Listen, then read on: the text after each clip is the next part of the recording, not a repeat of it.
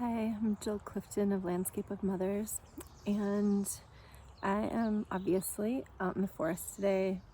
I'm near a little creek and in the forest. And I came out here because I wanted to talk a little bit about how nature can be an anchor when we don't know what else to do, or when we're not quite sure where we're going, or not quite sure, like, if we're the kind of people who are having to loosen ties with our family members, our family of origin members, because we are trying to fundamentally redefine family and meaning and familial relationship, we might find that we are in a place where we're kind of like we're having to let go of a lot of the foundations that came with our family of origin, and it might be really difficult in the sense of feeling untethered, like we don't know where our ground is anymore, that we've had to unhook from some of the ways of thinking of our family of origin,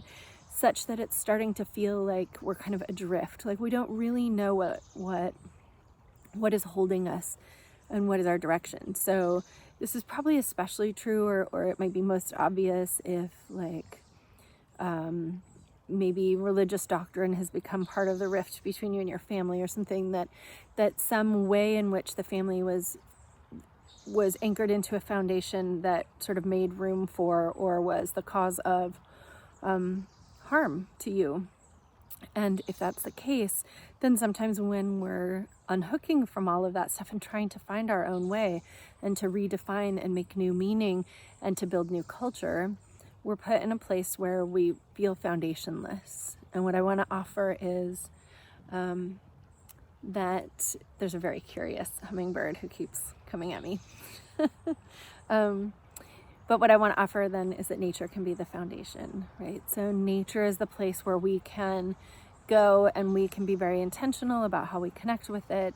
We can intentionally feel into the roots that sink into the ground, especially like trees, things with deep roots. We can, sit next to the water and kind of watch it flow, and we can step into that movement or that way of being of the water. We can step into the way of being of the air. We can step into just being held by nature in a way that allows us to reorient to ourselves again. And to find this new ground that we're looking for. And so nature becomes a strength and an ally when we're doing this kind of work. I hope that helps. And I hope that you're able to enjoy some time in nature. And remember that it doesn't have to be like this.